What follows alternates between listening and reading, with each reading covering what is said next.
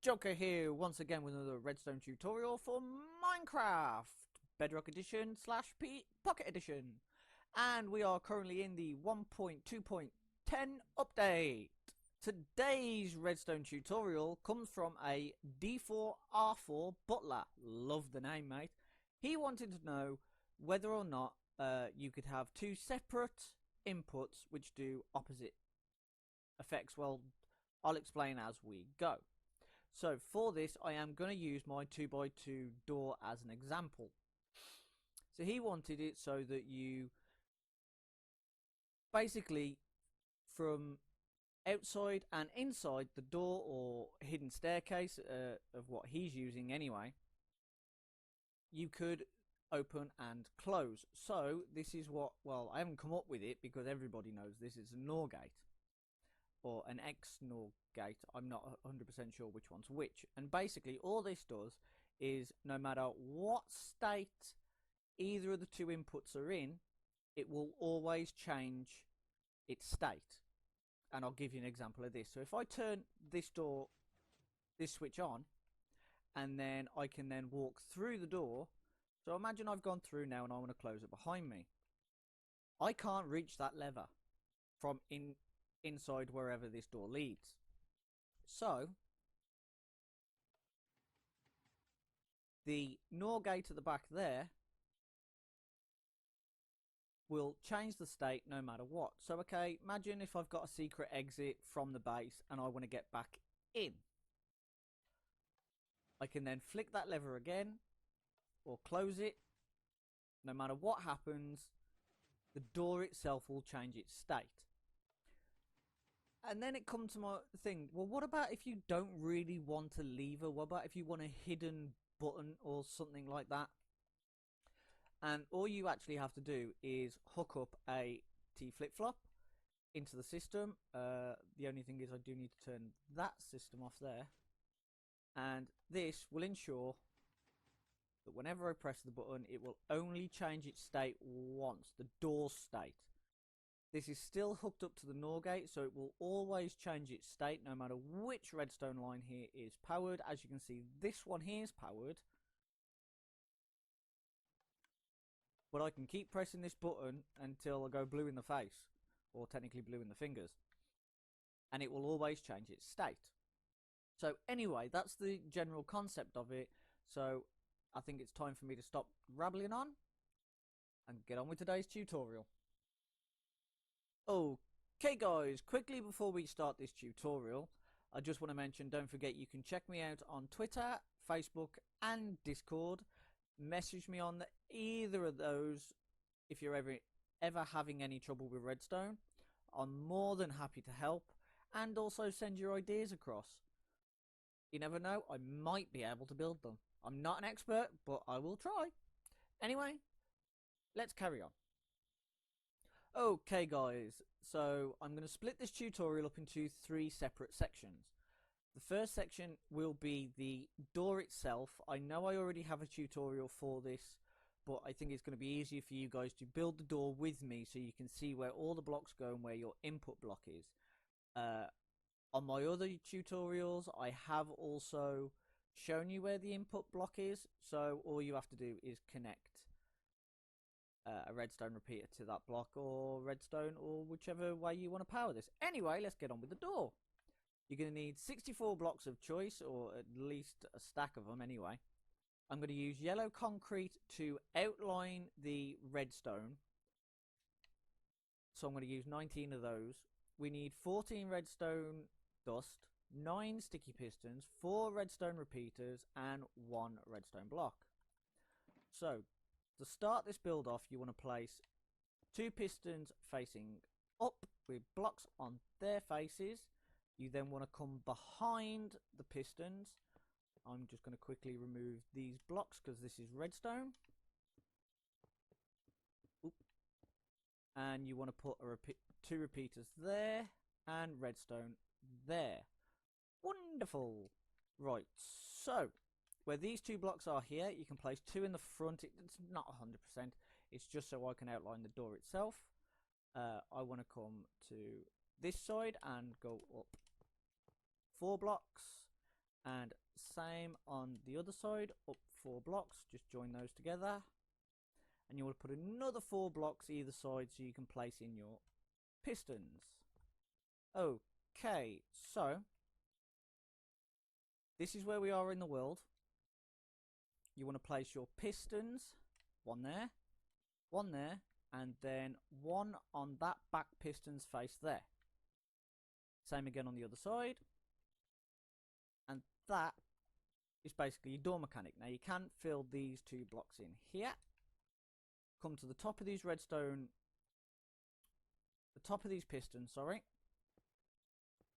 And you want to put 3 blocks on top of them. Join them together like so. You want a repeater set to 4 ticks above the piston that pushes the block so it's facing the wall. And same on that side. You can join those up with redstone and put redstone on the side just here. These will activate the 2 pistons there. Okay, not much more now to do. You want a block here, here, and then come across 2. Underneath this last block, place a sticky piston with a redstone block on its face. You can then join that redstone up to that redstone line there, and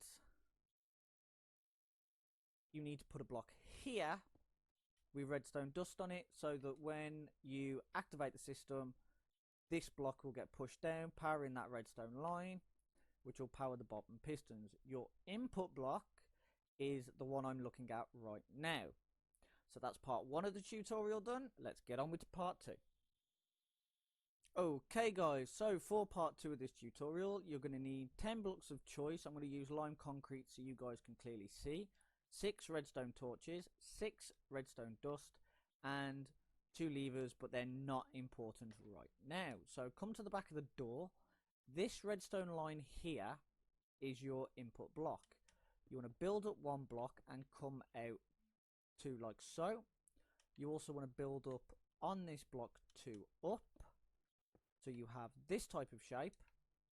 You can now go ahead and place in your redstone just there. Place a block on top of that redstone with a torch on its face. You can also go ahead and put your redstone here and here. Come to the back of the XNOR gate, come out 1, 2 blocks and up a block, and then you can remove these 2 blocks. You want a block on the side of there and a block on the side of there. Place in 3 redstone torches and only put blocks on top of the side redstone torches there. Right, so now all you've got to do is come to the back, place a redstone torch there, and a piece of redstone in between. Your input blocks are this one here and this one here. So no matter which one I hit, the door will change its state, as you can clearly see in the background. Right, so now to hook those up. Okay guys, so you're going to need probably a stack of something to put your redstone on. I'm not going to give you a amount because it depends on where you want your 2 switches. The dropper and hopper and comparators, also I'm supposed to have a redstone repeater there, and you'll need at least 1 item to put in. So also you're going to need at least 2 repeaters. So let's put a block here and a block here. So these are now your 2 switches. You decide where you want them. I am going to go down here like so, and I should be able to just bring that straight across now. Lovely. And I'll do the same on this side.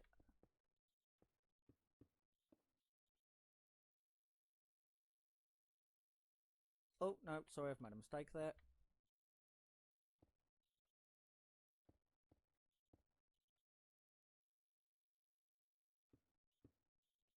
And I've still made a mistake there. That's because that's throwing me off.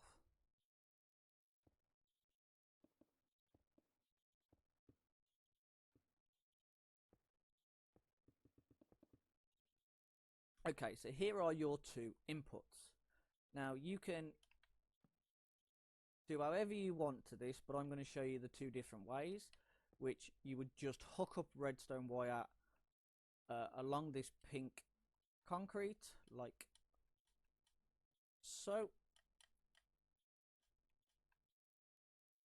and place in your switch or lever. But the thing is, what about if you don't actually want a lever and you'd rather a button?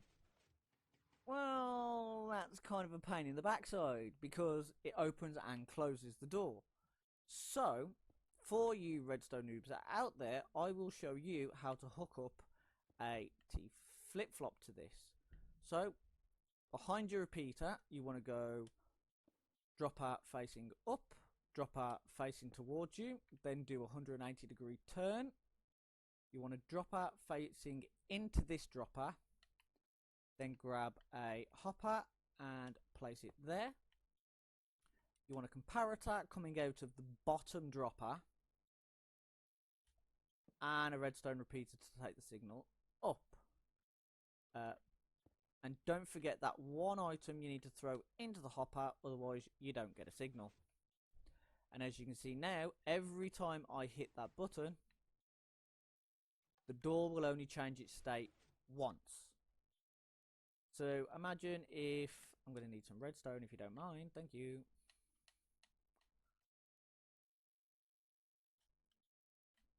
So imagine you've got a secret button for getting in and into the base, and then you can have a switch or a lever to get out again. Or you could just put two T flip-flops behind each of your inputs. But there you go, ladies and germs. That is how you hook up two switches to a circuit so that it no matter where you turn the device on or off, it will happily change its state, and not so you've got to go and turn that one off or turn that one off.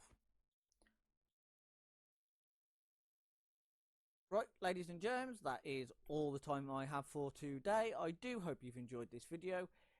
If this was helpful for you, please hit that like button. And if you've really enjoyed it, don't forget to subscribe for more videos like this, at least once a week. Anyway, my name's been Joker, and I'll see you in a mini morning. Bye.